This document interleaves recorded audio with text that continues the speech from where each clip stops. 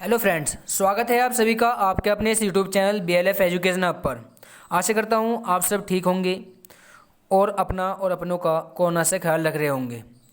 तो दोस्तों शुरू करते हैं, लेकिन उससे पहले जिसने चैनल को सब्सक्राइब नहीं किया है वो प्लीज़ चैनल को सब्सक्राइब कर ले और बेल आइकन को दबा ले ताकि आने वाली वीडियो की नोटिफिकेशन आपके पास सबसे पहले पहुँच सके। तो दोस्तों देखते हैं हम, इससे पहले वीडियोज़ में हमने मस्ट का और शुड का यूज़ अफर्मेटिव सेंटेंस में पढ़ चुके हैं। आज हम पढ़ेंगे ought to प्लस वर्ब की फर्स्ट फॉर्म का यूज़ अफर्मेटिव, निगेटिव और इंट्रोगेटिव सेंटेंस में। मस्ट का और शुड का यूज़ इंट्रोगेटिव में रह रहा है और निगेटिव में वो मैं अगली नेक्स्ट वीडियो में उसके लिए वीडियो लेकर आऊँगा। तो चलिए शुरू करते हैं। तो सबसे पहले ought to का प्रयोग हम वहाँ पर करते हैं जहाँ पर कोई नैतिक कार्य हो या कोई जिम्मेदारी वाला काम हो। जैसे मुझसे पिताजी कहें कि तुम्हें वहाँ जाना चाहिए, तो उन्होंने मुझे उस काम की जिम्मेदारी दे दी कि तुम्हें वहाँ जाना चाहिए, तो वहाँ पर मैंने ought to का यूज़ करूँगा, शुड का और मस्ट का यूज़ नहीं करूँगा। तो ऐसे ही जैसे मैं बस में सफ़र कर रहा हूँ और मैं सीट पर बैठा हूँ, कोई बुज़ुर्ग महिला या बुज़ुर्ग आदमी मुझसे कहने लगे कि बेटा यहाँ से उठ जाओ, मुझे बैठने दो, तो वो क्या हुआ, नैतिक कार्य होगा। तो उस सिचुएशन में भी मैं ought to का यूज़ करूँगा। तो ऐसे हमें, जैसे मैं कहूँ हमें अपने माँ बाप की सेवा करनी चाहिए, तो यहाँ पर भी मैं ought to का यूज़ करूँगा। या हमें किसी को गाली नहीं देनी चाहिए, यहाँ पर भी मैं ought to का यूज़ करूँगा। तो जहाँ पर किसी काम को जिम्मेदारी हो हम पर या वहाँ पर कोई नैतिक कार्य पाया जा रहा हो, तो उस सिचुएशन में हम ought to का यूज़ करते हैं। तो देखते हैं इसकी पहचान है। ought to का प्रयोग जिम्मेदारी वाले कार्य तथा नैतिक कार्यों में किया जाता है। इसका रूल है subject plus ought to plus verb की फर्स्ट फॉर्म प्लस ऑब्जेक्ट। ये हमारे पास अफर्मेटिव के लिए। निगेटिव के लिए हो जाएगा बस ought के बाद हम नोट लगा देंगे और to नोट के बाद लगाएंगे।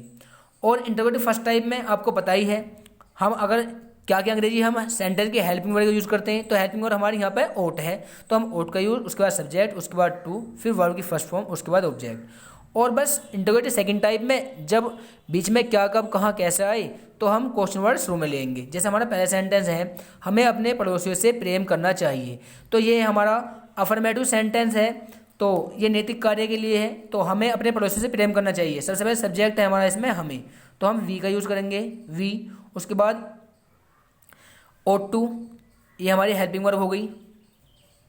उसके बाद वर्ब क्या है इसमें, प्रेम करना। प्रेम करना पूरा ही वर्ब है जिसका आती है लव, तो वी ought to लव। उसके बाद अपने पड़ोसियों से, ये ऑब्जेक्ट हो जाएगा हमारे पास, we ought to love our neighbours. तो ये होगा हमारे पास।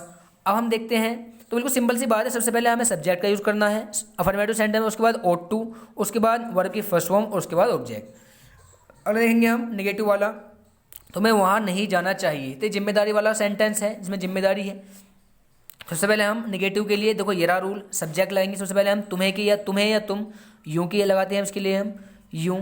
उसके बाद ought लगाएंगे, उसके बाद नोट लगाएंगे और उसके बाद टू। तो यू ought नोट टू, और वर्ब क्या है इसमें, काम किस चीज़ का हो रहा है इसमें, जाने का, और जाने की फर्स्ट फॉर्म होती है गो। तो you ought not to go, और इसमें ऑब्जेक्ट क्या है, वहाँ जो भी स्थान होगा वो। ought not to go there means वहाँ। तो ये जाएगा हमारे पास। अगला देखते हैं हम, क्या हमें वहाँ कूड़ा फेंकना चाहिए। तो ये हमारा इंटरोगेटिव फर्स्ट टाइप होगा जिसमें शुरू में क्या शब्द हो, और जब क्या शब्द आया है तो हम क्या की अंग्रेजी व्हाट नहीं बल्कि सेंटेंस के हेल्पिंग का यूज़ करते हैं। तो इसके लिए रूल ये है हमारे पास, ought, सबसे पहले हम ought यूज़ करेंगे, उसके बाद सब्जेक्ट लगाएंगे हम। तो सब्जेक्ट क्या है इसमें, हमें, तो ought वी। उसके बाद टू लगाएंगे, ought वी टू।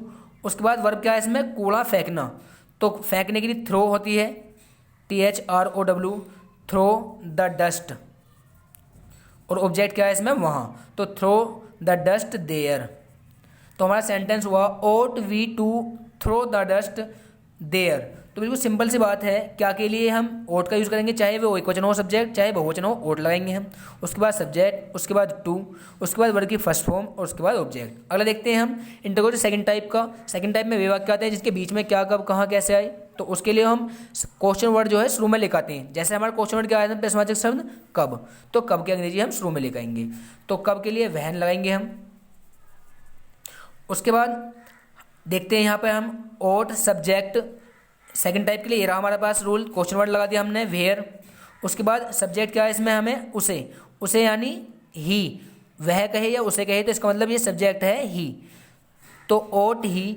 उसके बाद सब्जेक्ट हमने सबसे पहले क्वेश्चन वर्ड लगाया, उसके बाद लगाएंगे हम ओट, OUGHT, सॉरी इसके लिए।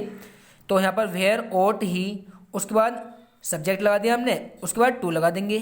टू वर्ब की फर्स्ट फॉर्म क्या है, वर्ब क्या है इसमें, जाना, तो where oat he to go, और ऑब्जेक्ट क्या हो जाएगा इसमें, वहाँ, देयर। तो बिल्कुल सिंपल सी बात समझनी है कि अगर हमें फर्स्ट टाइप या सेकंड टाइप जो भी सेंटेंस बनाने हो तो हमें रूल के अकॉर्डिंग बनाएंगे, तो हमारा कभी गलत नहीं होने का, हमें पता रहेगा कौन सी चीज़ कब आएगी। तो पहले क्वेश्चन वर्ड लगाया हमने, उसके बाद ओट लगाया हमने यहाँ पर, उसके बाद सब्जेक्ट लगाया, उसके बाद टू, उसके बाद वर्ब क्या है इसमें, जाना, गो लगा दिया, उसके बाद ऑब्जेक्ट। मैंने कुछ सेंटेंस दिए हैं, 4 सेंटेंस, आप इनके नेगेटिव और इंटरोगेटिव दोनों सेंटेंस बनाएंगे। तो बताएंगे कि वीडियो कैसी लगी, और वीडियो ज़्यादा से ज़्यादा शेयर करें, लाइक करें।